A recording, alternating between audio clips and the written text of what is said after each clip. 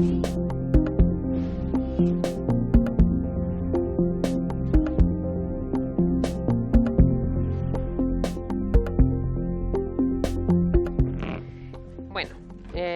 queremos saludar a los diputados, diputadas,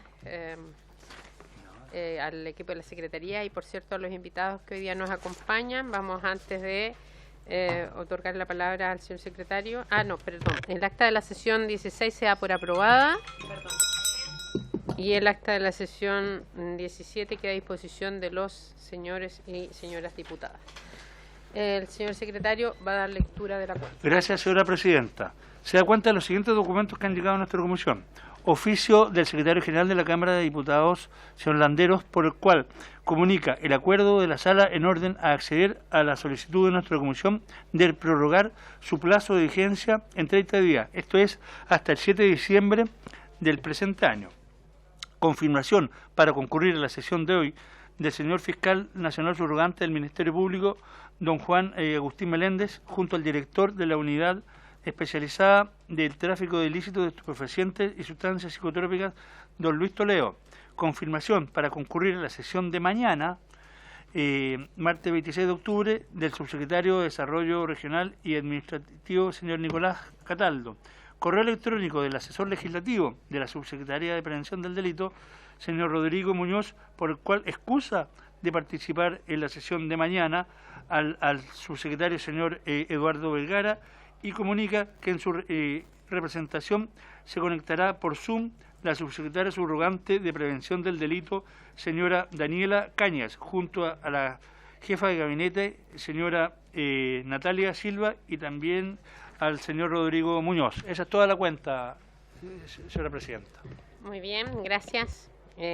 Sobre la cuenta ofrezco la palabra. No hay palabras sobre la cuenta. Yo solo quiero manifestar que me parece complejo que el subsecretario no pueda estar. Voy a conversar con él para ver si son por razones médicas, porque esta sería la segunda excusa, ¿ya? Y creo que es un tema tan relevante como esto, a menos que tenga una excusa que sea atendible, pero de lo contrario una citación. Así que espero que la comisión también pueda entender si es que tomamos alguna definición al respecto de... En relación a la comparecencia del subsecretario. ¿Ya? Muy bien, ofrezco la palabra en varios. Diputado de la Vaca. Sí, presidenta, este día sábado ocurrió un hecho grave en la comuna de La Unión, donde un grupo de cercanos a 8 o 10 encapuchados atacaron una obra forestal de la empresa Arauco. Fueron atacados cerca de 40 trabajadores, entre ellos agredieron a una mujer, manipuladora de alimentos. Y es un hecho grave porque en definitiva es uno de los primeros de estas características que se da en los ríos. Esto ocurrió en el sector de Tres Ventanas, en la comuna de La Unión.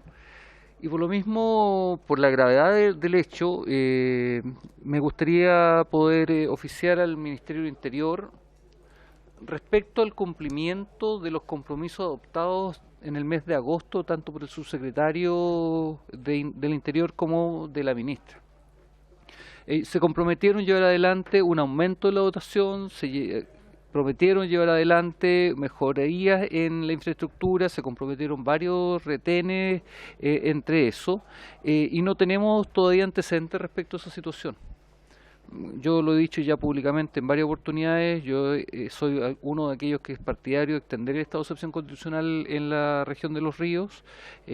Claro, la cantidad de hechos ocurridos no son de la magnitud que hoy día existen tanto en la Araucanía como en Mayeco, pero es cierto que hoy día con este nivel de agresividad es necesario poder reevaluarlo. Por lo mismo le pido que se pueda oficiar al Ministerio del Interior para que dé respuesta a esto y para ver cuáles van a ser las acciones que van a adoptar para poder frenar este tipo de situaciones, en particular en los ríos. Gracias, presidenta. Muy bien. Se acuerda solicitarlo e incorporarlo también. Vamos a tener una ronda con el subsecretario del Interior y la nueva ministra también de Interior, así que también oficiamos y si coincide también para que nos puedan exponer de la materia acordada. El diputado Pulgar. Gracias, presidente. Quería hacer una solicitud de invitación al Instituto de Criminología de la Policía de Investigaciones. Creo que no fue en esta comisión, secretario. no la habíamos hecho nunca. Ciudadana la invitado para un proyecto, pero al final no. Este miércoles están invitados para este miércoles. Ya, entonces si se puede considerar, presidente, invitar al Instituto de Criminología de la Policía de Investigaciones para exponer sobre el comportamiento criminológico que ha representado el país durante los últimos años. Muy bien. Eso sería, gracias. Muy bien. Me gustaría solicitar algunos temas también, como presidenta, viendo algunos temas que nos van quedando algunos vacíos. Vamos a acordar lo que ha solicitado el diputado Pulgar, ¿se acuerda? ¿4 años o no? ¿Qué tiempo? Sí. Para poner un tiempo. Los últimos 5 años. 5 años. Sí. Me gustaría que la biblioteca nos trajera, ya que tenemos un tiempo un poquitito más extenso, nos trajera un análisis, un estudio de propuesta en materia de evaluación de la reforma procesal penal, entendiendo lo que vimos hace unos días también en esta comisión la semana pasada, ya los supuestos, cómo se instaló la reforma procesal penal y cómo hoy día estamos con los desafíos. La gente hoy día no entiende cómo tenemos situaciones complejas en materia de lo que se está dando en nuestro sistema. Y qué es lo que se está haciendo desde otros órganos, más allá de lo que pueda ver esta comisión. Así que me gustaría a ellos pedirles si hay estudios, al menos de los últimos años, y que nos puedan hacer una exposición a la comisión. Que vengan a exponer, no que nos informen. Que nos vengan a exponer, sí, le vamos a dar un tiempo y que nos entreguen un documento también. En materia también de lo que pedía el diputado Ilavaca, también solicitar, nosotros cuando estuvimos en Biobío funcionando, se habló también en materia de lo que acontece en la macrozona, un acuerdo que hizo el gobierno en materia del trabajo con los camioneros, ¿ya? Y entiendo que eso no está avanzando. Y también, como estamos analizando los actos del gobierno interior, es necesario también revisar los acuerdos que ha suscrito este gobierno y que están inconclusos en la materia que estamos investigando. Y por último, también a la misma biblioteca que nos revise el presupuesto en materia de seguridad de los últimos años, cómo estamos y cómo viene la previsión 2023. Creo que amerita que esta comisión también pueda verificar cuánto es lo que se han destinado al menos en los últimos 5 años en esa materia. Esos 3 temas, 2 para la biblioteca y 1 para lo que tiene que ver también con el Ministerio del Interior, el acuerdo que firmaron en la región del Biobío para avanzar, ¿cierto?, en la movilización que tenían los transportistas en materia forestal. Específicamente esa movilización. Sí, hay un acuerdo que se firmó y eso no se ha avanzado. Hay muchas materias, resguardo de carreteras, resguardo en materia de concesiones y otras. Y apoyos también económicos para afectados por violencia en rutas. Muy bien, ya no hay más palabras en varios, ¿cierto?, solicitadas. Saludamos también al diputado Araya que se ha sumado y vamos a la orden del día. La sesión tiene por objeto recibir al fiscal nacional subrogante del Ministerio Público, señor Juan Agustín Meléndez, junto al director de la Unidad Especializada en Tráfico Ilícito de Estupefacientes y Sustancias Psicotrópicas, señor Luis Toledo, y a la subdirectora de la misma unidad, señora Lorena Rebolledo, para que expongan el contexto del mandato que dio origen a esta comisión y en especial responda a las consultas efectuadas en la sesión del martes 18 de octubre recién pasado. Le damos la bienvenida, agradecemos que haya vuelto a la comisión. Y con el tiempo que se dispone, le ofrecemos la palabra, señor fiscal, para que usted pueda ordenar, entendiendo que la vez pasada no alcanzamos a escuchar la exposición de Lorena, así que le cedo la palabra para que usted administre, si quiere responder primero las preguntas, si trae alguna documentación, hacer la parte también de la comisión y dejar dentro de esta hora y cuarto un espacio para que Lorena nos exponga. Muchas gracias, señora Presidenta, y por su intermedio nuevamente saludar a la mesa. En primer término, si les parece bien, podríamos pasar con la exposición del Observatorio de Drogas, que era algo que está muy interesado a esta mesa, y así se pueden formular preguntas, las sumamos a las anteriores, que como lo dijimos la semana pasada o antepasada ya, no tenemos problema en contestar todas las preguntas si el tiempo no alcanza. Si me permite solamente una apreciación, señora Presidenta, y por su intermedio, nos parece que la inquietud del honorable diputado Pulgar es bien interesante, del Instituto de Criminología que venga acá, pero tenemos algo que nos parece que es interesante, porque en la vez anterior yo explicaba en esta mesa la importancia que hay en que exista una unidad de criterio en el término de los conceptos que se entienden por crimen organizado, la diversidad de fuentes que hay en el crimen organizado, etcétera. Y con mira a eso, de ir logrando una unidad en el concepto de crimen organizado de las distintas instituciones que tenemos participación en la persecución penal, en la investigación, en la prevención, sería interesante también, si en esa reunión, y si le parece en la mesa, tenemos la disponibilidad nosotros también de asistir ese mismo día, cosa de ir escuchando lo que opina, en este caso, el brazo operativo, que es la PDI, y lo que opina quien le pone el contexto jurídico a ese brazo operativo para las investigaciones. Entonces creo que sería interesante conocer los conceptos, cómo los vamos, y consensuando con una mira de lo que nos interesa a todos, que es el concepto de crimen organizado como país, que tenemos que enfrentarlo todos juntos. Si le parece bien, señora presidenta, estamos disponibles para venir ese mismo día. Lo acordamos así, se agradece la disposición. Gracias, señora presidenta. Y Lorena, Luis expone lo que es el observatorio. Y tenemos otros aspectos que si son necesarios también lo va a exponer Lorena, que respecto ya a temas legislativos más puntuales. Nuestro director de la unidad de drogas.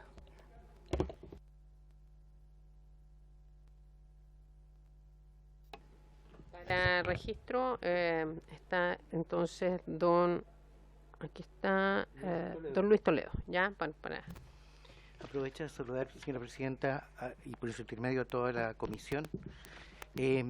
Para plantear algunos tópicos en relación con lo que constituye el Observatorio del Narcotráfico, que opera al seno del Ministerio Público, precisamente al seno de la Fiscalía Nacional, y que nace el año 2015 como un instrumento de coordinación de la información que existe en todos los ámbitos de control de oferta al interior del país.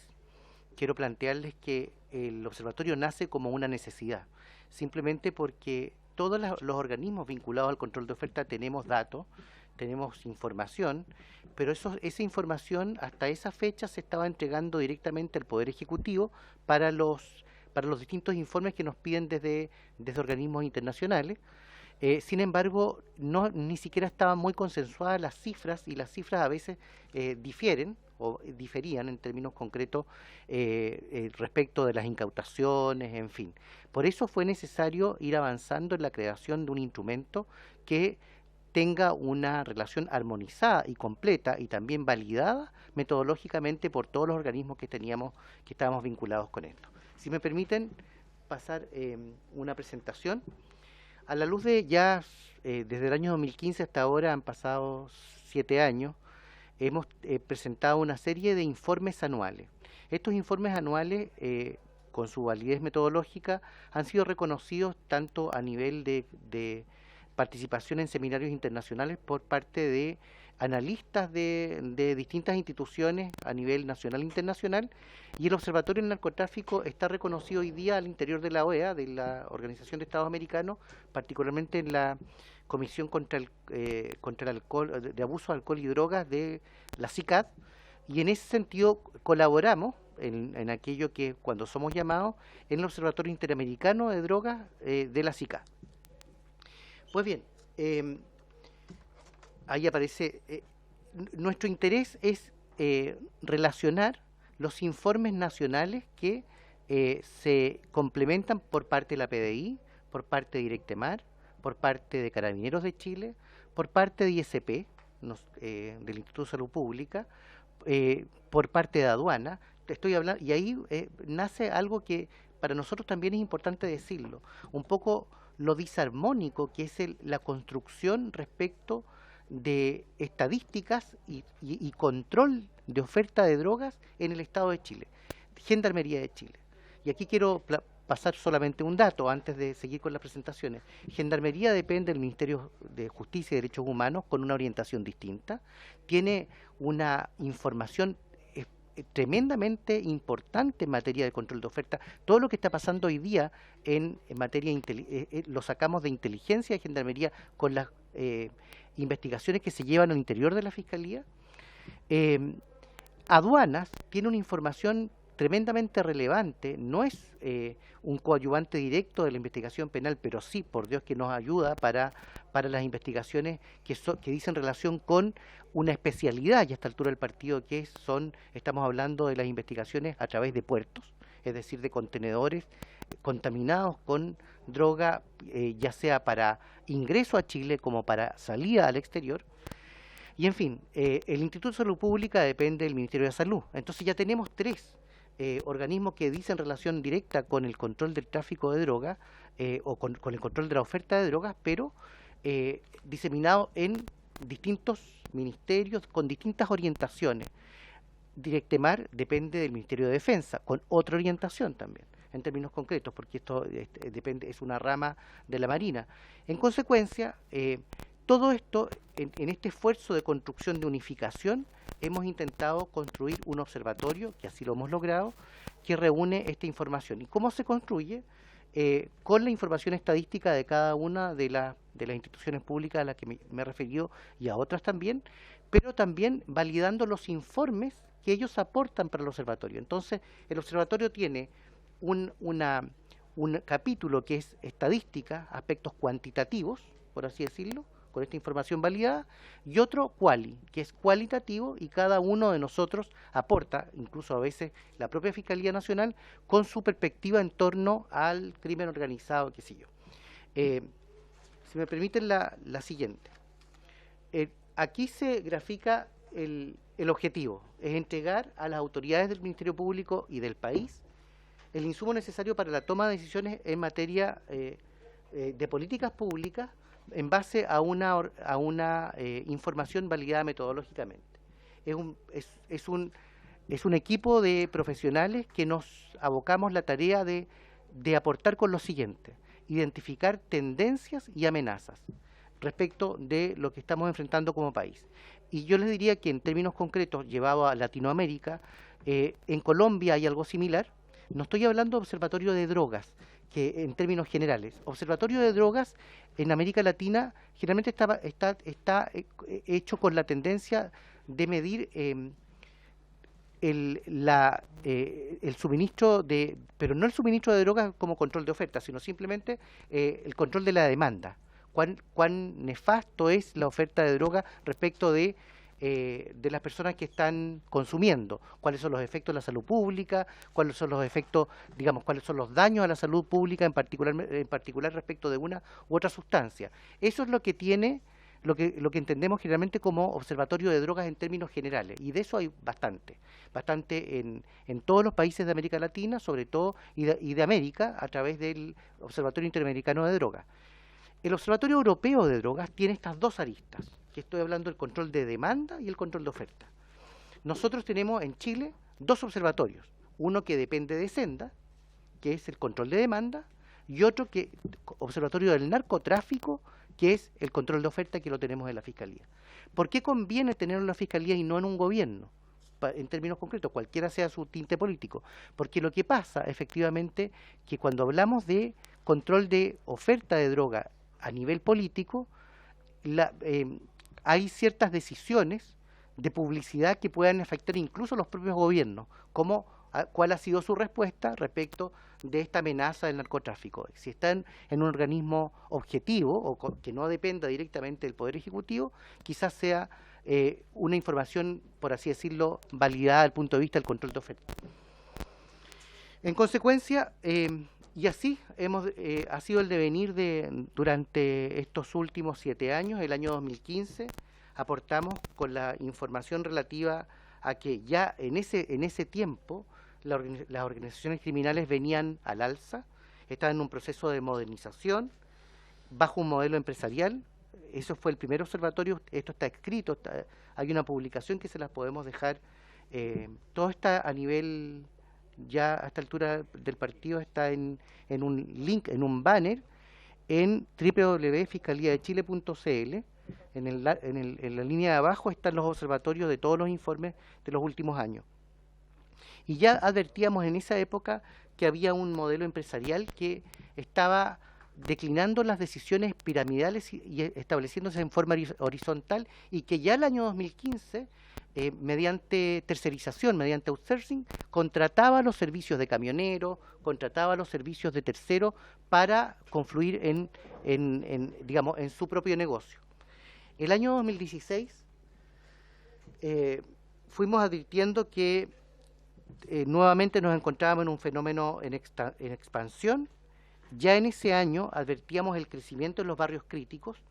Hubo un informe de CIPER que se hizo con la Universidad Diego Portales, que solo en la región metropolitana, de 80 barrios críticos a esa época, eso fue gracias también, lo hicimos en colaboración con la UDP y también con CIPER Chile, se habían aumentado a 174 barrios, es decir, había subido en un 100% los barrios críticos solo en la región metropolitana. Algunos pensaban que era en el país. No, nunca medimos el país, fue solo la RM, para que vean un poco las consecuencias.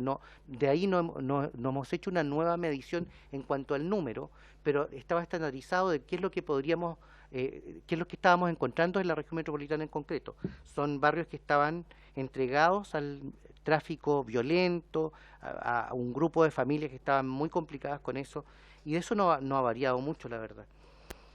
El 2017 fuimos advirtiendo cómo la mensajería encriptada, el tráfico a través del delivery, se estaba volviendo mucho más evidente. Empezamos a ver que había menos denuncias por microtráfico, es decir, menos gente vendiendo en las calles, pero la droga estaba llegando a las casas a través de las motos. Y en el fondo, a través de esta mensajería de distintas plataformas que aseguraban la reserva y el secreto, en una determinada esquina 2 personas se juntaban y eso pasa desapercibido hasta el día de hoy, sin que exista un sujeto vendiendo y traspasando en una determinada esquina. Y también fuimos advirtiendo cómo una droga novedosa en esa época, que venía desde Colombia, que estaba desplazando incipientemente al año 2017 la marihuana que provenía del Paraguay, ¿no? Y le denominaban marihuana creepy, ¿no?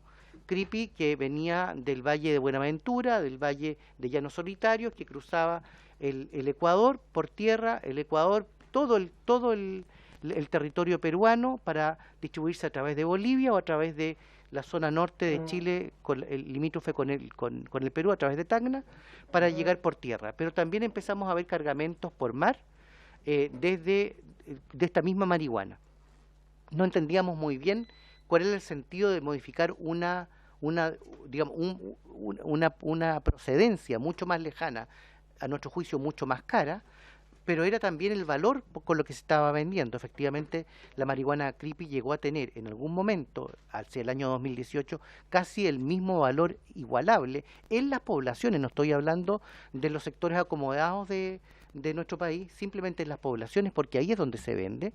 Una marihuana que tenía casi el pitillo, el pito de marihuana, un valor equivalente, un poco menos a 1 gramo de la cocaína que se estaba vendiendo en ese momento, o la pasta base que se estaba vendiendo en ese mismo lugar. Empezó a bajar incluso el fenómeno de la pasta base, porque para las organizaciones criminales mudarse de pasta base a marihuana, se modificaban incluso las sanciones penales. En Chile siempre hemos entendido que bajo estas estructuras, al momento de resolver un juez frente a una sustancia y otra, claramente se ve con ojos más benevolentes, por así decirlo, desde el punto de vista de la sanción penal cuando se trafica marihuana o cuando se trafica otra sustancia. Estoy hablando a título descriptivo, no a título valorativo, ¿ya? Y en tercer lugar, bueno, ya el año 2019, 2020, empezamos a ver en Chile que habían grandes problemas con las barreras portuarias. Es decir, en nuestro país estábamos viendo que con la modificación que se hace hacia el año 97, que es la revolución de los puertos, ¿no? Que se externaliza toda la gestión de los puertos, eso implica que efectivamente estos concesionarios portuarios, que son privados, que son capitales muchas veces extranjeros, que incluso se ubican en distintas partes de Latinoamérica estoy hablando capitales muchas veces del Medio Oriente. Recuerdo una empresa que está en San Antonio, que es DP World. DP World está en el puerto de Callao, está en el puerto de Buenaventura. Es decir, hay distintas partes donde un mismo propietario tiene concesiones portuarias. Efectivamente, los mecanismos de control en nuestro país no eran los adecuados. Y lo hemos dicho así, y yo lo voy a mantener reiterando. No es posible que en nuestro país entreguemos la seguridad portuaria a guardias equivalentes a un banco. La seguridad portuaria, estoy hablando de las cosas que ingresan y que salen de un puerto, a la seguridad de un mall. Es decir, porque eso es lo que regula. Hoy día está regulado con guardias privados, que no existe todavía como existe en otros países de América Latina, en Colombia, en Perú, en fin, qué decir, en España o en Estados Unidos. Claramente adentro hay organismos policiales regulando el tema del ingreso. Se pueden controlar y revisar los camiones, en Chile no. Las cabinas, en una cabina de un camión caben 100 kilos de cocaína. No sabemos si acá eso sucede.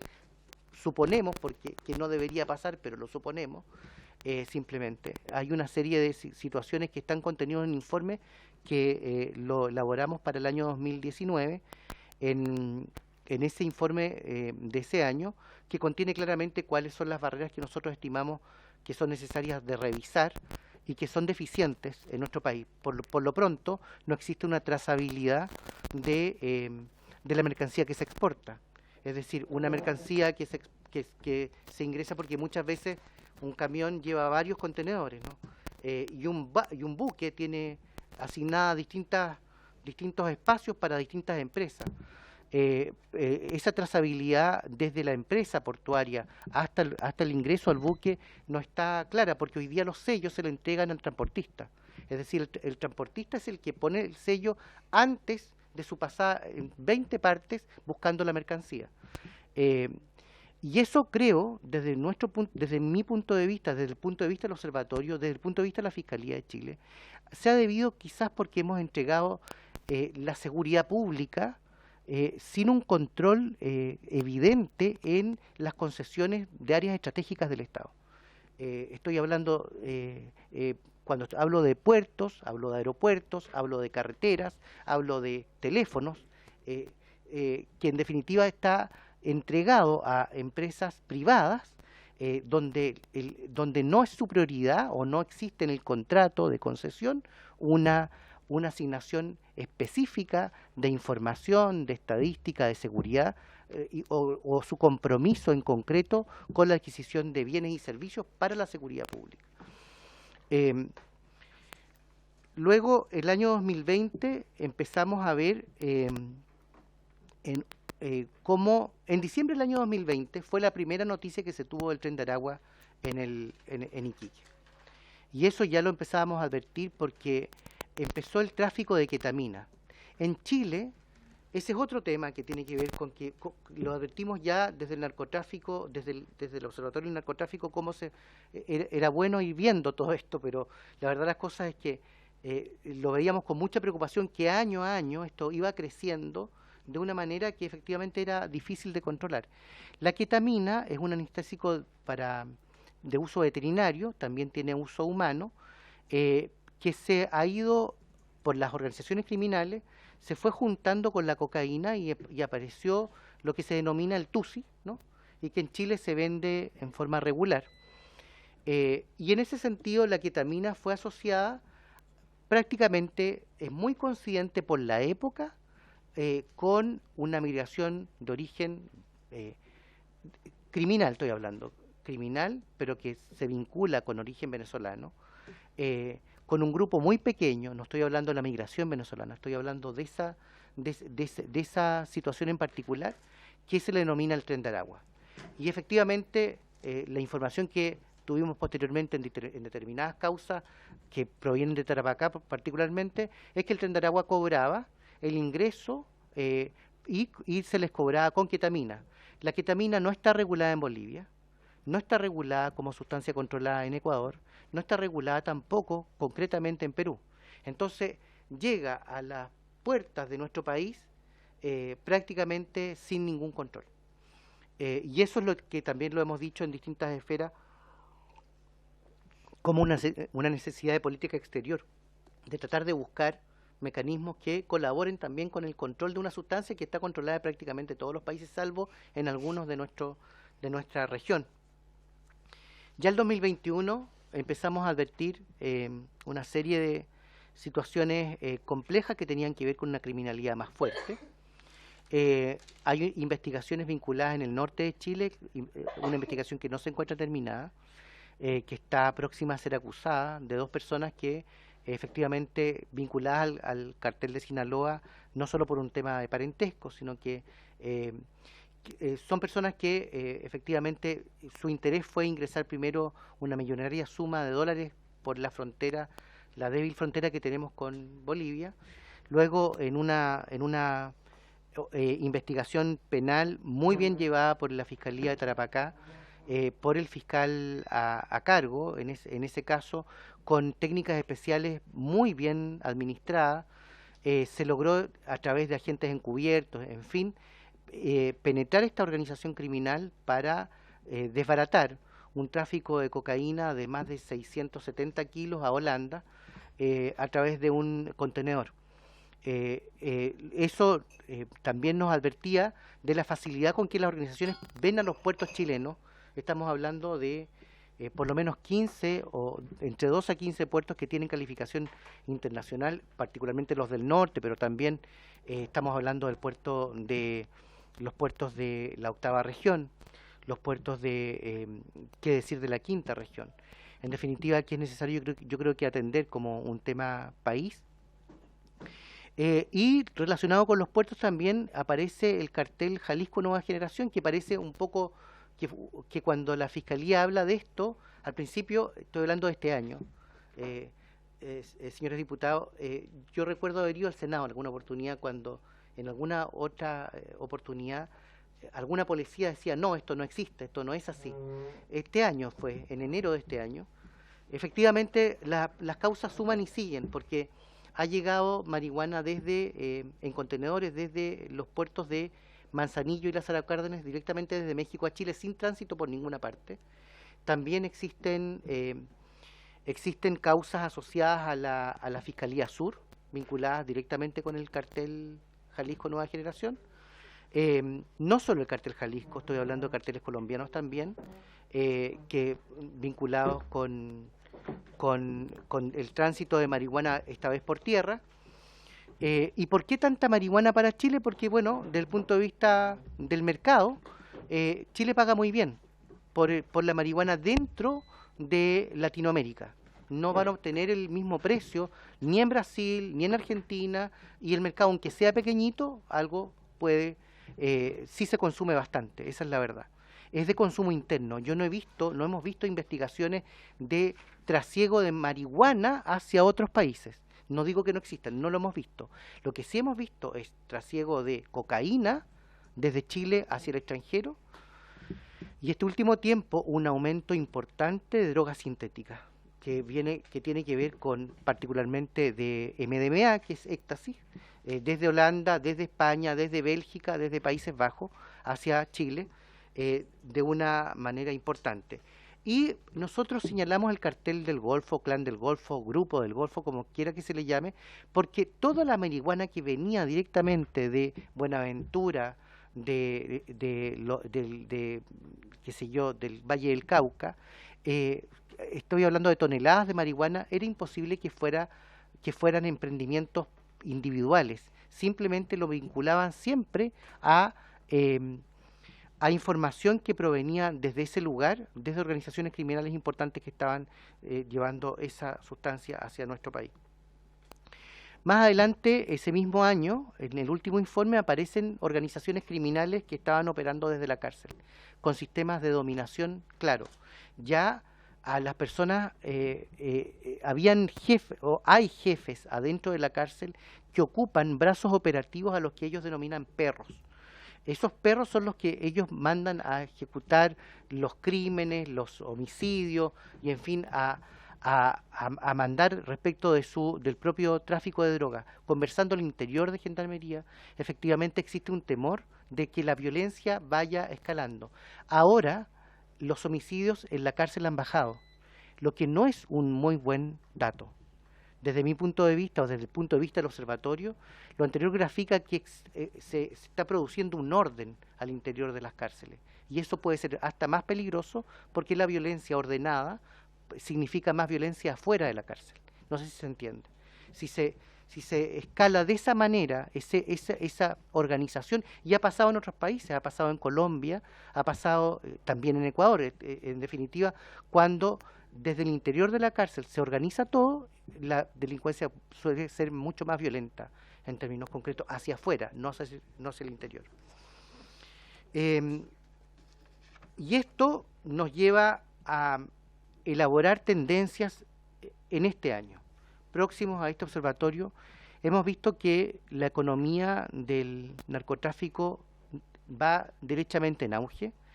Solo en un quinquenio, la incautación por dinero ha aumentado desde 1.600 millones de pesos a casi 5.000 millones de pesos, y eso es lo que se ha incautado en materia de dinero.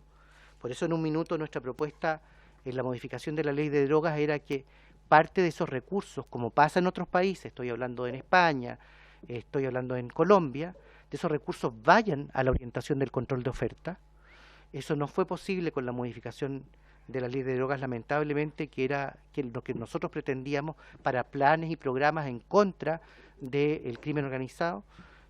Todo lo que se incauta hoy día está administrado por Senda para la prevención, pero no para la persecución penal. Y en definitiva, esa economía del narcotráfico está claramente creciendo de una manera evidente. También hemos visto que como amenaza una falibilidad de la protección de víctimas, testigos y de fiscales en América Latina. Ya hay, por lo menos este último tiempo, 4 muertos, uno de ellos de la red de fiscales que me toca pertenecer, la red de fiscales antidroga de Iberoamérica. Marcelo Pecci era un colega con el que nosotros trabajamos regularmente por investigaciones que teníamos en curso. La verdad es que él fue asesinado en Colombia durante este año. La expansión como ya me referí, de las drogas sintéticas de una manera evidente este último tiempo. Por último, me quedo con las 5 propuestas que el fiscal nacional ya las mencionó. Estamos trabajando, nuestra idea no es quedarnos solo con el diagnóstico, llevamos muchos años haciendo diagnósticos, pero creemos que ya no es suficiente.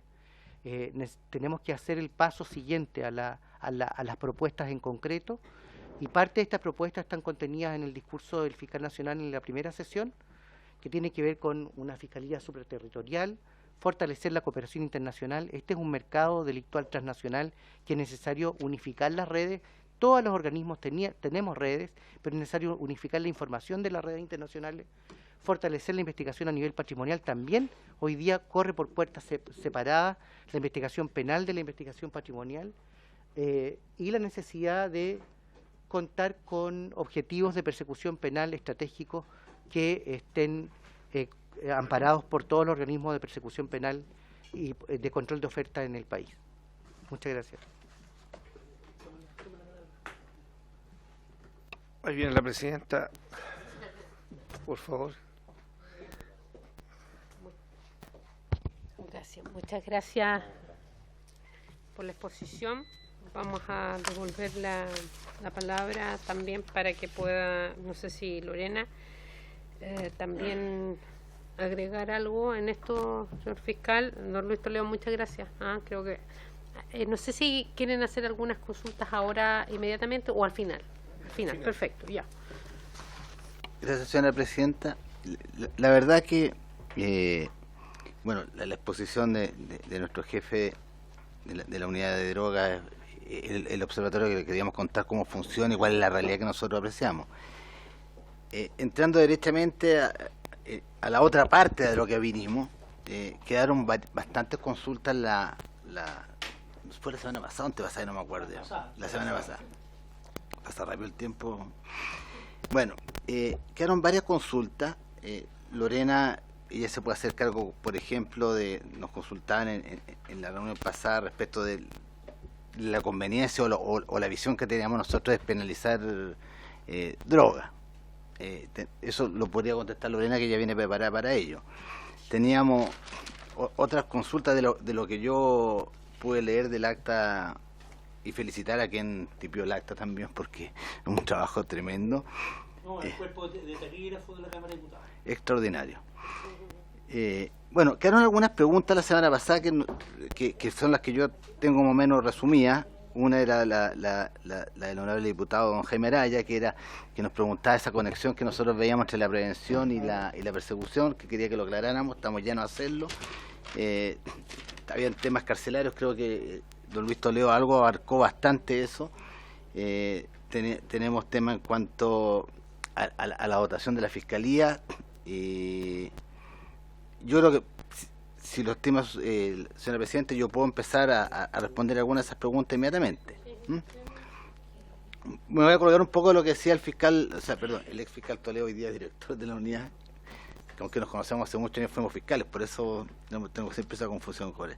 Bueno, la verdad de las cosas es que en el sistema carcelario, además de lo que agrega, de lo que señala don Luis Toledo en la materia, hay un tema que es trascendental, que es la tecnología como prevención dentro de las cárceles. Hoy día la forma más idónea de prever esto es con medios tecnológicos dentro de las cárceles. No puede ser que en las cárceles no existan inhibidores de señal, para que, o sea, los teléfonos celulares operan en las cárceles y todos lo sabemos. Y no solamente que ingresen, ya eso ya es un gran problema, pero además operan. Y eso es tecnología, y tiene que ser tecnología de punta. En el mundo existe la tecnología de punta y hay que acceder a ello para que efectivamente ya podamos evitar ese circuito de lo que hablábamos también en la sesión pasada, que era del falso positivo, que a través de llamados telefónicos de la cárcel se hacen pasar por, bueno, etcétera. Eso es lo que agregaría yo. Ahora, entrando directamente a contestar alguna pregunta, la del honorable diputado don Jaime Araya, que le decía que le llamaba la atención, por qué nosotros estamos hablando de la prevención. Lo voy a precisar, no es una confusión de roles. El rol de la prevención obviamente es materia de seguridad pública y a cargo del Ejecutivo, eso es indiscutible. Pero ¿qué es lo que sucede? Que existe una conexión sumamente potente entre la prevención y la persecución penal. ¿Por qué? La prevención, por un lado, creo que busca es que no ocurran delitos. Eso es lo ideal de la prevención, que no ocurran delitos, pero eso es imposible, no solamente acá, en cualquier parte. Siempre van a ocurrir delitos y la prevención nunca va a alcanzar al 100% de efectividad. La prevención también busca un éxito en la flagrancia. En la medida que se produce una buena prevención, que descubrimos al delincuente cometiendo el delito, ahí tiene éxito. Pero ahí viene una conexión inmediata con la persecución. Porque cuando encuentra usted al delincuente y lo entrega, ¿a quién se lo entrega? Se lo entrega a la Fiscalía se lo comunica al juez, se pone a disposición del juez y se hace la audiencia de control de detección, etcétera, y se lleva una investigación adelante. Entonces, esa relación entre un éxito de la prevención desde el punto de vista de la flagrancia para nosotros es fundamental, porque tenemos que tener una buena flagrancia, con buena evidencia, con un procedimiento limpio, porque no hayan detenciones ilegales, etcétera. Entonces, ahí está esa conexión por la cual nosotros lo que queremos es un rol colaborativo en traspasarnos la experiencia nuestra a la prevención en ese sentido. Decirles, policía, necesitamos que los procedimientos cumplan con estos estándares, con estas primeras diligencias, que nosotros podamos tener, lo que decía el diputado Burgala otra vez, la evidencia para llegar al tribunal. Por eso existe esa conexión. Ahora, también hay otra incidencia, pues otra conexión. Si la persecución penal es eficiente, tiene incidencia extrema en la prevención, porque la persecución penal, voy a aprovecharme de lo regionalista, si en Payaco, señor diputado, si en Payaco nosotros descubrimos una persona que entra a robar casas, que entra a 1, 2, 3 casas, y a través de la persecución penal se logra ese objetivo, se le lleva al tribunal, queda condenado, disminuyen inmediatamente lo ilícito. Es evidente, porque esa persona no va a seguir delinquiendo. Entonces la persecución penal también tiene una incidencia en la prevención del delito. Y a esa es la conexión que nos referíamos nosotros en ese punto. El tema de la dotación de la fiscalía. Hoy día en la mañana me correspondió ir a la comisión en Santiago, sesionó respecto de presupuesto. Y bueno, nosotros sabemos que no es por la vía de presupuesto que se puede modificar la dotación del Ministerio Público, porque es modificación de nuestra ley orgánica, que es por planta. Pero sí hemos sido invitados por dicha comisión y por ustedes también para hablar del punto. Yo no quiero repetir lo de la mañana, pero le puedo hacer llegar a esta comisión un estudio que hicimos estas últimas 3 semanas, que se refiere a una estimación preliminar de dotación adicional requerida. Esto es, y yo fui muy majadero y lo voy a volver a hacer para no amarrarme, esto es solamente un insumo, una aproximación de lo que la Fiscalía Nacional requiere. No es definitivo, porque puede ser más. Lo que decíamos nosotros hoy día es como cuando uno va a comprar un vehículo, está el desde. Desde aquí para arriba. Porque desde aquí para arriba la Fiscalía puede funcionar. Pero puede funcionar para poder lograr hoy día la adecuación en tener un buen desarrollo en su función de persecución penal. No está considerado aquí una Fiscalía supraterritorial. También estamos preparados para hablar de la Fiscalía supraterritorial si alcanzamos. Pero eso sería extra. Pero hicimos un estudio bien especial porque no solamente abarcamos número de ingresos de causas del 1.300.000 causas que tenemos aproximadamente al año.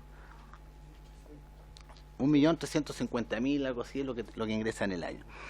Sino que también abarcamos otros aspectos, porque una metodología es dividir número de ingresos por número de fiscales y vamos a tener un promedio alrededor de 1.700 causas por fiscal. Eso es más o menos lo que da una división. Pero eso es si que fuese estrictamente así. Nosotros tenemos ciertas unidades que ven causas menos complejas, etcétera. Entonces, pero es una buena herramienta de diagnóstico. Hacer una división. Pero fíjese, señora presidenta, que nosotros hicimos un trabajo ahora que, bueno, me lo sé, no lo voy a leer. Hicimos un trabajo que llegamos a establecer cuál es la disponibilidad de fiscales. O sea, qué es lo que efectivamente tenemos de fiscales trabajando durante el año. ¿Qué es lo que sacamos para poder saber cuántos eran los fiscales disponibles? Hicimos un estudio de promedio de licencias médicas, promedio de vacaciones, que son cosas que hay que hacerlas, promedio de asistencias a capacitaciones, promedio de asistencia a consejos de seguridad comunal, asistencia a mesa, etcétera, que son actividades necesarias. No estamos diciendo que eso no debería hacerse, son fundamentales y tenemos que hacerlas porque cumplimos otros roles también. Y la gente tiene derecho a descanso, tiene obviamente licencias médicas, etcétera. Pero con este estudio llegamos a una cifra que es bien importante. Sacamos también de esta cantidad, sacamos a los fiscales regionales y sacamos a los fiscales de SACFI. Los sacamos para ver la disponibilidad, porque esto es para el día a día. Y establecimos entonces que las votaciones serían, yo les comentaba la vez anterior que tenemos 771 fiscales en el país, pero sacando esto que acabo de decir, nos queda una cifra de 666 fiscales al margen de lo que somos los regionales y lo que son los fiscales SACFI. Pero si le restamos todo este periodo que están destinados a los conceptos que ya dije, nos queda una disponibilidad efectiva de 446 fiscales. Y eso es la disponibilidad que tenemos, esa es la realidad, porque los otros no están, porque están enfermos, están en capacitación, están en los consejos, bajamos inmediatamente la cifra. También hicimos este estudio, con lo que yo les adelantaba en la sesión anterior, que el Ministerio Público tiene 138 fiscalías en el país, de las 138 tiene aproximadamente 47 que eran fiscalías unipersonales, más 21 que eran las bipersonales, y por lo tanto requieren también un fiscal más cada una de ellas. Bueno, muy en resumido, porque se los puedo enviar, porque me acabo de cuenta que lo rayé en la mañana, pero se los puedo enviar, pero estimamos una dotación de 279 fiscales. Y hicimos también el estudio de cuánto sería la dotación de funcionarios a través de profesionales, administrativos, técnicos y auxiliares, con la metodología que aplicamos, y nos da 301 funcionarios más. Insisto, esto es una aproximación, un insumo para entrar a discutir el tema. Además de ello, y tenemos también un estudio de la Fiscalía supraterritorial, en que, no sé si lo tengo, Presidenta, ¿me permite una pregunta muy precisa? ¿Los 446 fiscales son fiscales de audiencia, juicio oral y investigación? Eso, Sí, eso lo... Son fiscales operativos. Sacando todo ello, salvo... dejamos fuera los fiscales SACFI, porque tienen otra metodología, tienen otro sistema. Bueno, pero también podemos hacer llegar, tú tienes ahí, creo, Luis, el tema, si es que alcanzamos la Fiscalía Supraterritorial, que al final era un total de 103 funcionarios más, dividido en fiscales, etcétera, el dato. Eso sería más o menos como lo que nosotros entendemos por donde deberíamos empezar. Eso muy resumido, porque el estudio es más largo, pero se los voy a hacer llegar porque es una primera aproximación, porque creemos que dado el ambiente país que existe, el ambiente legislativo, creemos que existe un consenso absoluto hoy día en que al Ministerio Público hay que aumentarle la dotación para poder enfrentar todos estos fenómenos que estamos viviendo el día de hoy. Sin eso nosotros vivimos al límite y no vamos a tener los resultados que todos esperan y que la ciudadanía merece. También hicieron en la sesión anterior unas preguntas respecto a la sustracción de madera por unos casos en particular. No sé si es necesario que los comentemos. Lo que puedo adelantar es que eran dos casos en particular. Uno en que en el Biobío que no se había aplicado, no se había solicitado una prisión preventiva, y que al día siguiente en otro caso sí se había solicitado prisión preventiva. Ahora con mucha satisfacción podemos decir que la semana pasada tuvimos una investigación muy importante que empezó en noviembre del 2021, que son investigaciones complejas y que terminó con 13 personas en prisión preventiva a través de un procedimiento que se hizo exhaustivamente, bien planificado, pero queremos demostrar el tiempo que invoca lograr tener resultados. Esto no es tan fácil. Y en lo otro, bueno, a través de la modificación de la ley que se refiere a la sustracción de madera, ha sido un buen instrumento, ¿no? Y nos permite poder actuar en esto. No tengo por qué no decirlo, efectivamente en el primer caso que me señaló una honorable diputada en esta mesa de que no se pidió una prisión preventiva, efectivamente no se pidió. Diputada Flor Weiss. Sí, no se pidió. El gobierno se querelló y sí la obtuvo en el tribunal correspondiente, y efectivamente yo no tengo por qué negarlo, creo que se debiera haber pedido. ¿Por qué? Se apeló, pero se debió haber pedido porque la persona tenía registrado antecedentes y registrado una condena de 10 años y un día. Entonces, hay que decir las cosas como son, y así son. En el otro caso sí se prosperó las cosas como nosotros entendemos, pero sí reconocer esa situación. Creo que sería interesante, si la mesa le parece, que Lorena se pudiese referir al tema de la droga, en cuanto a la despenalización que se nos consultó. Muy bien. Y si alcanzamos a ver otros temas, encantado. Lorena. Voy a pedir un ratito más, un reemplazo en la presidencia para que se pongan de acuerdo. Bueno, buenas tardes, señora presidenta, comisión.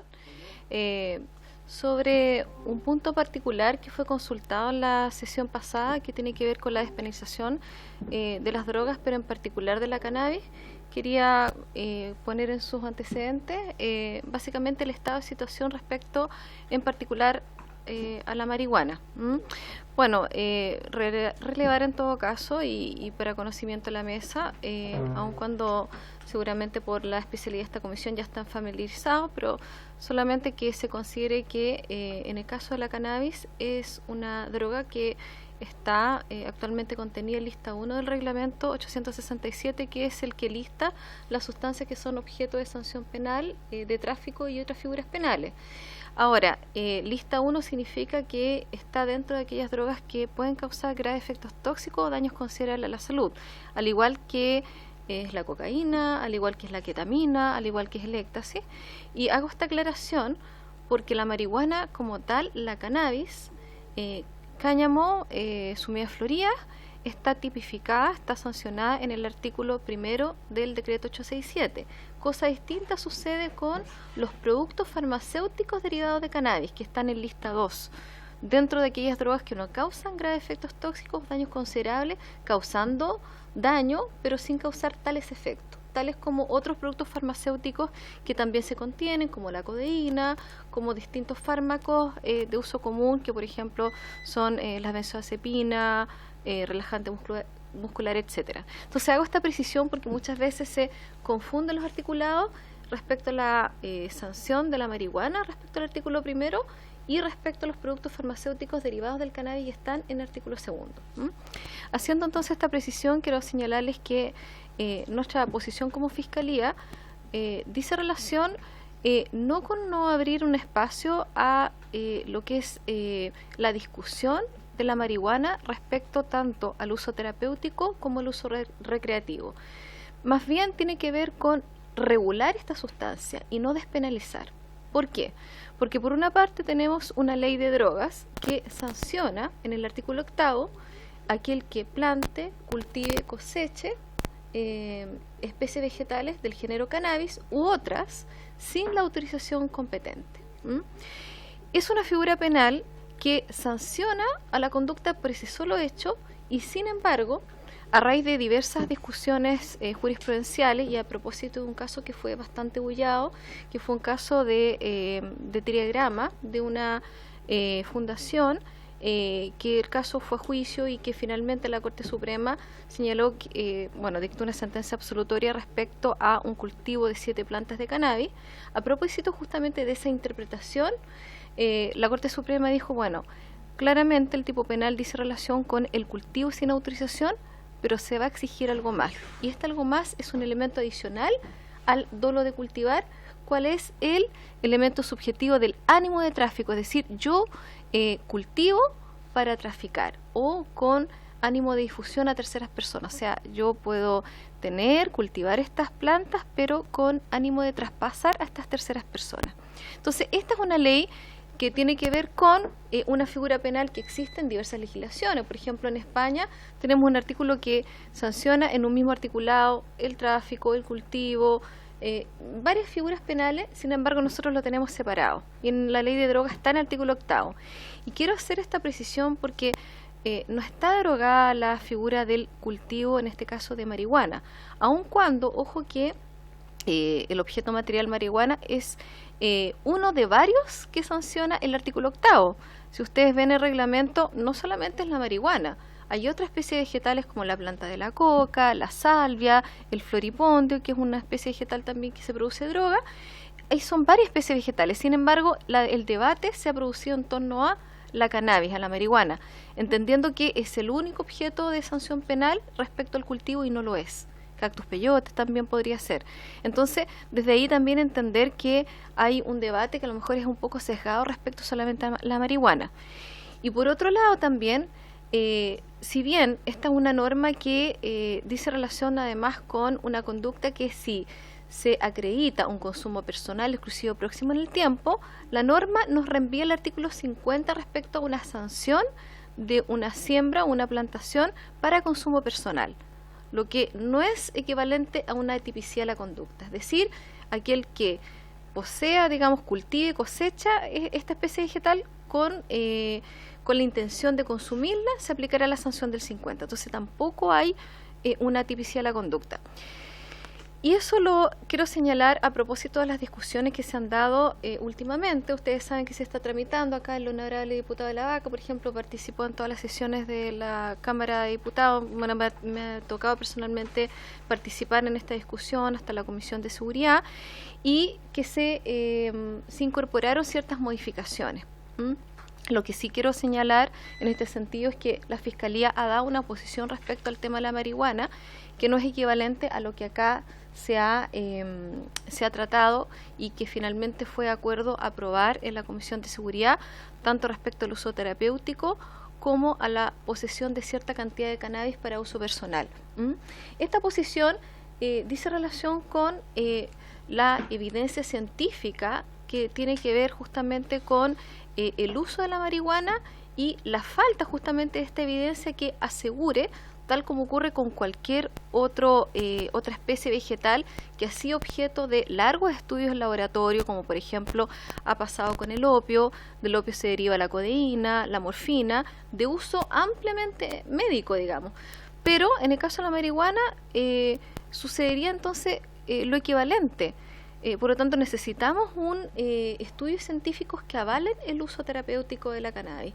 Y, por lo tanto, que ha dicho el Colegio Médico y otros especialistas han dicho que si no tenemos estos estudios científicos, no se puede llegar y prescribir una cannabis de origen natural, es decir, el equivalente a consumir cannabis, porque no podemos asegurar estándares de calidad, seguridad y eficacia como cualquier fármaco.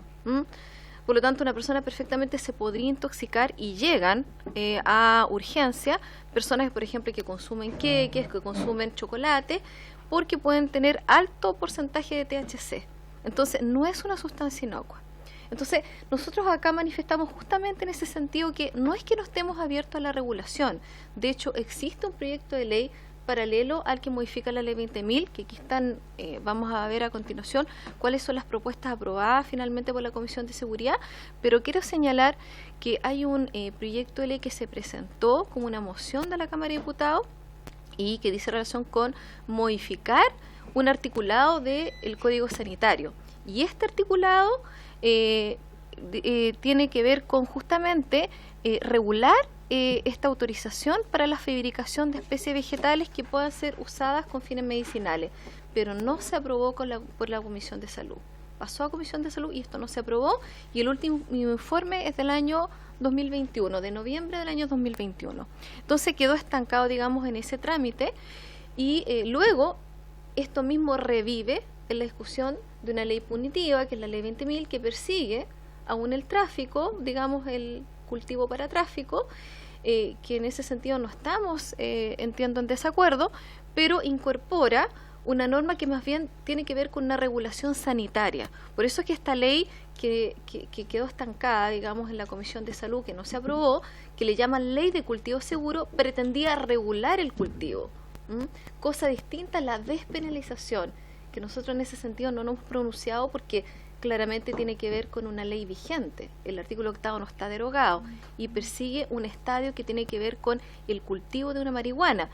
Y ojo que nosotros nos basamos en evidencia científica. Un reciente estudio del ISP, del SENDA y del propio Ministerio Público, analizando aproximadamente 500 muestras de cannabis distintas, porque la cannabis que está circulando no es aquella de los años 70 que se cultiva en el patio, que tenía muy poco porcentaje de THC.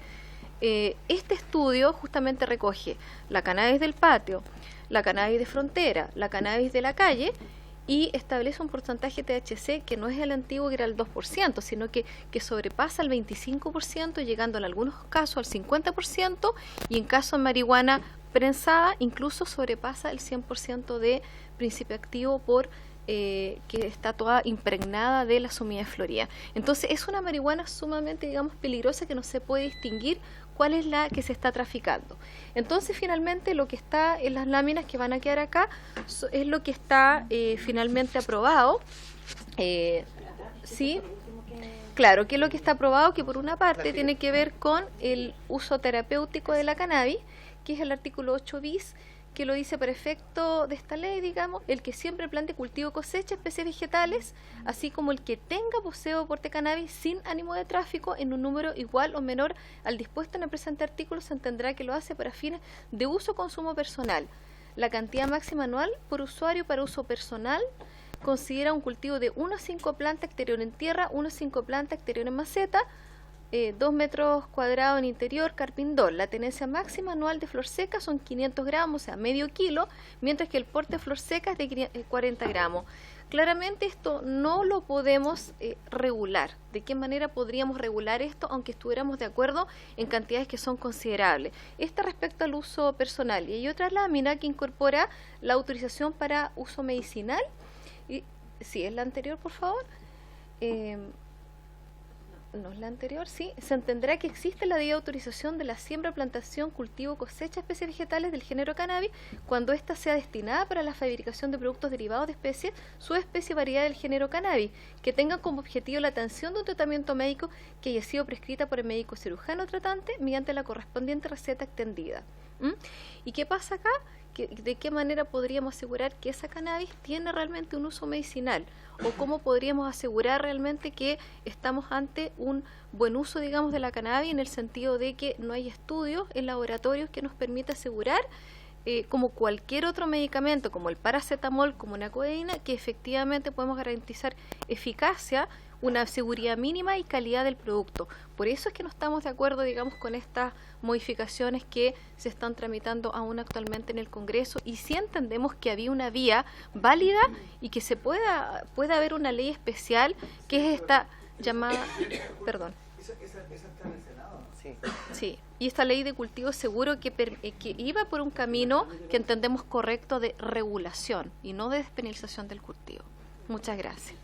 Muy bien, muchas gracias por su exposición. Agradecer ahí lo que se ha hecho, saludar también a quienes se han incorporado. Y en este caso me gustaría pedirle la anuencia a la comisión para que me pueda reemplazar, o sea, presidir, ¿cierto? El diputado Pulgar, le correspondería al diputado Ilavaca, me decían acá, pero en la presidencia. Así que si les parece, con la anuencia, para que me reemplace temporalmente, ya tengo un impedimento. ¿Ya? Así que usted quede presidente. ¿Esta carpeta? ¿Esa carpeta, presidenta, es suya? ¿La carpeta? Ah, ya. Bien, las exposiciones le vamos a pedir que nos la hagan llegar, por favor, para poder, digamos, compartirla con los colegas diputados y diputadas. ¿Alguna pregunta a los colegas? Diputado Araya. Gracias, presidente. Bueno, sin duda agradecer la presentación y algunas preguntas bien concretas. La primera es si usted está mirando el modelo de fiscalía supraterritorial que estaría, digamos, atado a estos recursos que se estaban pidiendo, o ustedes también ven que es viable entregar facultades supraterritoriales a la estructura que ya es existente. O sea, no tener una fiscalía en el fondo, digamos, concentrada, sino que entregar facultades supraterritoriales a determinados fiscales dependiendo de la naturaleza de la investigación que lleve. No sé si ven que, digamos, la óptima es la fiscalía supraterritorial, pero si no se pudiese, si han visto la posibilidad de que hayan facultades supraterritoriales para algunos delitos específicos. Lo segundo, ¿qué mirada tienen específicamente el tema carcelario?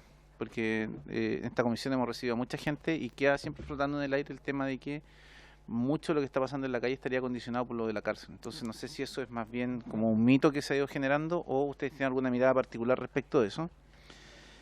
Y lo otro, respecto del, ¿ustedes ven si hay un rol posible de los privados en el combate al crimen organizado? Si hay un rol específico que se le pudiera solicitar a los privados respecto al combate al crimen organizado. Usted en su presentación hacía referencia, no sé, a las concesiones de puertos, las concesiones de carreteras, las de aeropuertos. Y finalmente, respecto de la marihuana creepy, porque mucho se ha dicho, y recién la señora Lorena lo expuso, la posición de ustedes, digamos, no es despenalizar, pero tendría como un estatuto distinto la marihuana creepy respecto de lo que, no sé, acá hay una bancada que se llama Regulación por la Paz, que promueve, digamos, que hay una regulación en ese tema. No sé si hay una distinción entre lo que está en las calles y eso. Eso, presidente. Gracias, diputado. ¿Alguien más? Diputado Ilavaca. Sí, varias cosas. Primero, respecto a la última exposición, creo que está en sede legislativa la discusión y está abierta la discusión respecto al uso de la marihuana. Y efectivamente la Comisión de Constitución estuvo desarrollando un tremendo trabajo de manera transversal en orden a poder generar una modernización de la Ley 20.000, y creo que salió bastante bueno el proyecto de ley, que lamentablemente estaba medio detenido. Se supone que la semana pasada se discutía en la sala en el Senado. Y allí, claro, la postura de cada uno se traduce en el proceso de discusión legislativa natural, en el proceso de formación de la ley. Así que lo sacaría de este contexto, porque es una discusión que se encuentra abierta. Pero me quedan abiertas 2 o 3 temas que me parecen también importantes, porque tal cual dice el colega Araya, se ha manifestado permanentemente y en cada una de las comisiones que tenemos respecto a que el crimen organizado muchas veces opera desde las cárceles. El informe del subsecretario de Justicia, informe que todavía no nos entrega, en la Comisión de Constitución en particular, él señaló que existen más de 100 bandas organizadas operando desde las cárceles, ¿ya? y allí lo hacen a través de algún tipo de medio de comunicación, como son la telefonía celular.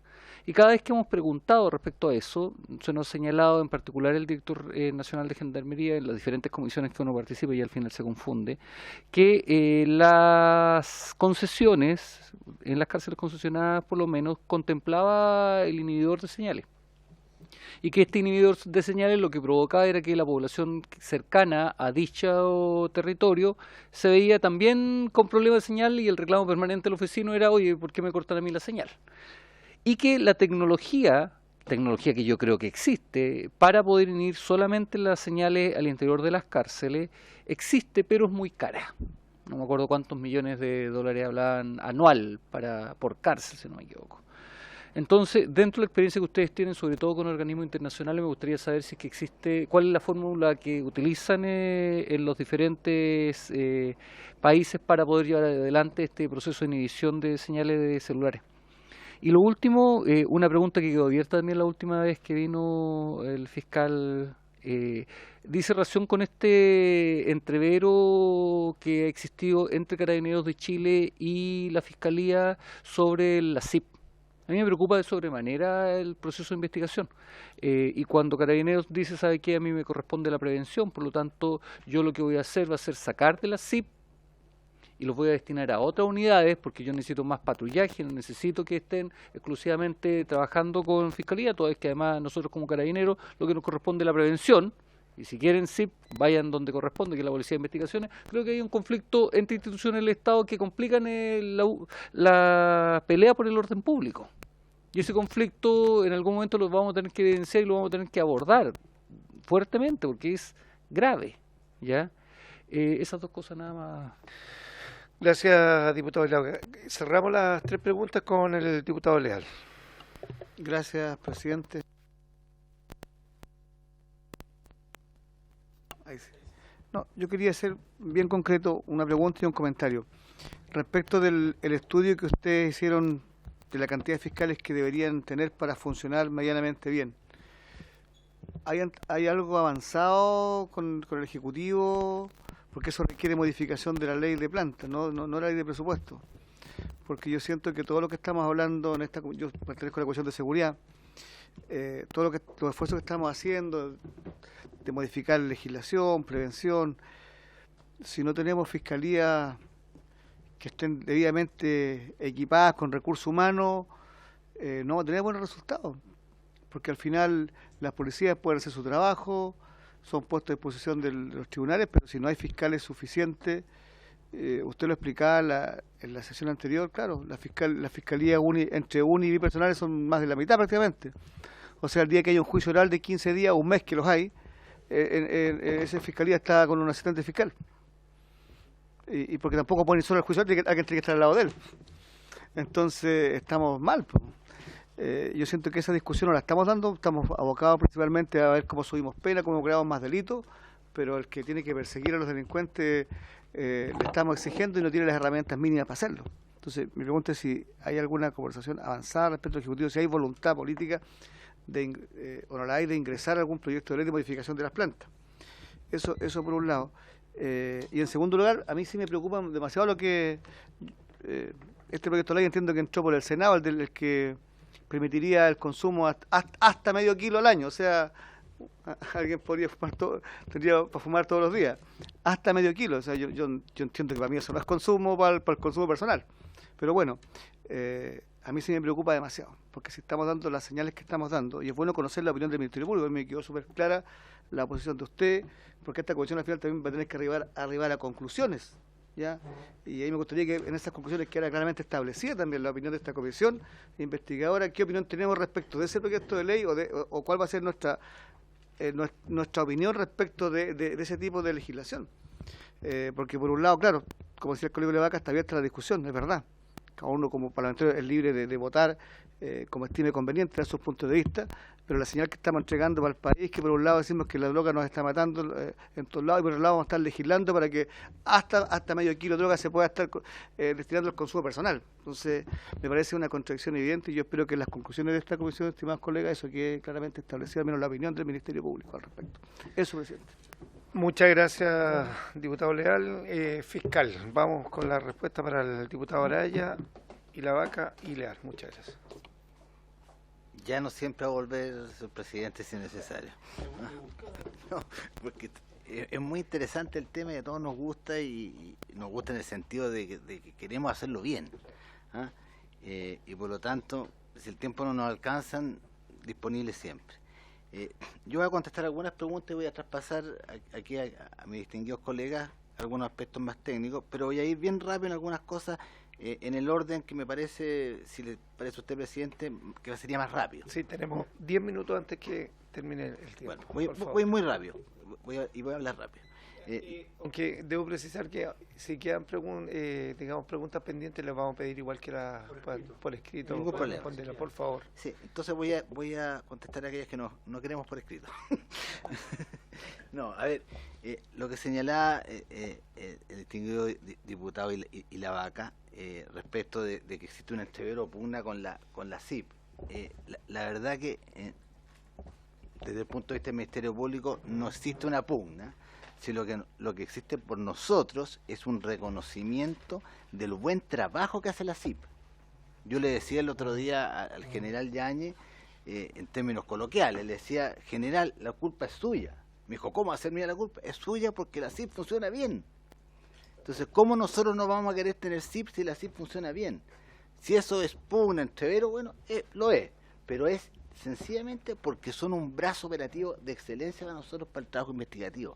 Y eso es lo que nosotros queremos, que la CIP, más que bajar, se potencie. Porque nosotros hablamos desde la perspectiva de la persecución penal. Ese es nuestro anhelo, más CIP, porque la CIP funciona bien. Es eso. Después,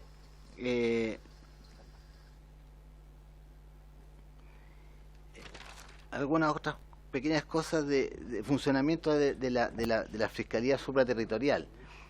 La idea que tenemos nosotros, que también podemos mandar una presentación, pero la idea en términos generales es una Fiscalía Supraterritorial, más que dar a la Fiscalía en general mayores atribuciones, sino que enfocar el crimen organizado, enfocar la trata, enfocar el narcotráfico desde una perspectiva, cuando hablamos supraterritorial, dividido en tres, vale decir, macrozona norte, centro y sur, con una fiscalía que se aboque, pero a estos fenómenos delictuales que son los nuevos, y que se dedique a eso, y podamos tener una fiscalía que además investigue los otros delitos que son sumamente graves. Si no hay que descuidar especialmente los delitos contra la propiedad. Eso no hay que olvidarse nunca, lo que afecta, y son los que causan una sensación de inseguridad tremenda.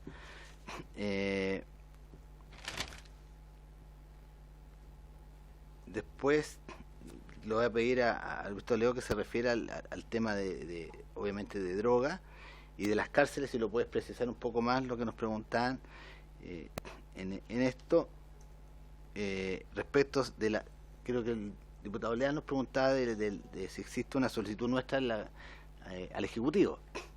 Lo que sucede es que hace 3 semanas atrás, el día 3 de octubre, yo asumí como fiscal nacional durante ese día, y justo había una invitación a la Comisión Mixta de Presupuesto, y en esa comisión se nos invitó a nosotros a manifestar nuestras necesidades de dotación. Dicho también en términos coloquiales, nos abrieron una puertecita y entramos inmediatamente, porque es un tema que nos interesa sobremanera. Así nace este nuevo impulso, porque esto es algo que se viene señalando por el Ministerio Público, por la Asociación de Funcionarios y de Fiscales hace mucho tiempo, que falta dotación. Pero lo que nosotros estamos hoy día es agradeciendo el interés transversal que existe en aumentar la dotación del Ministerio Público, y estamos haciendo nuestros informes como insumos preliminares para entrar en una gran discusión del tema.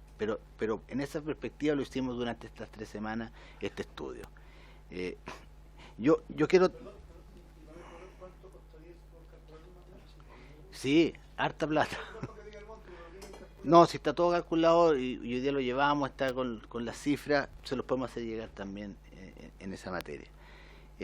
Antes de pasarle la palabra, hay un tema que quedó de la sesión anterior que está escrito, no me acuerdo la pregunta de quién fue, pero quiero aclararla inmediatamente porque nos preguntaron respecto a cuando nosotros hablábamos de crimen organizado y nosotros explicábamos que podría tener objetivos políticos, ideológicos, económicos. Entonces nos preguntaban en la parte ideológica, Entonces, lo que queremos señalar hoy día, en ese punto, para que haya absolutamente claridad, que eso es un concepto de crimen organizado transnacional en términos generales. No estamos diciendo que sea crimen organizado transnacional en Chile.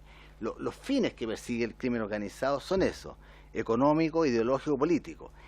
Lo que estamos viendo hoy día en el país es básicamente un crimen organizado transnacional económico, lo que hablábamos en la sesión pasada, el negocio criminal. Lo que buscan es dinero a través del negocio criminal. Pero en el concepto general del mundo, de América, existen estos. Entonces, podríamos decir que hay una alerta. Ya estamos con un crimen organizado de carácter económico. No lleguemos a otro de carácter ideológico o político. Uno podría incluso acercarse un poquito al ideológico en hechos como lo que señalaba el diputado Vilavaca, que ocurrieron ahora en la Unión, que son reivindicaciones territoriales, por ejemplo. Ahí podría haber algo de ideológico. Bueno, pero dentro del concepto que estoy hablando, pero no es que exista, nosotros no hemos detectado de carácter político. Eso es lo que quería señalar. Y don Luis, si usted se puede hacer cargo de los otros puntos, por favor. 4 minutos.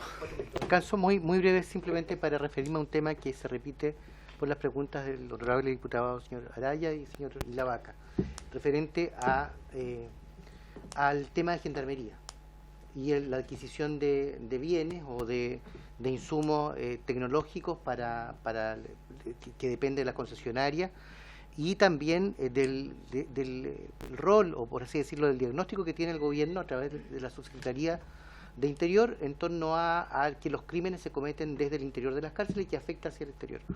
En términos concretos, quiero relacionarlo con una pregunta que usted tuvo, señor diputado, en relación con el rol de los privados, porque estamos hablando de concesiones en áreas estratégicas del Estado, en esta oportunidad respecto de cárceles en concreto.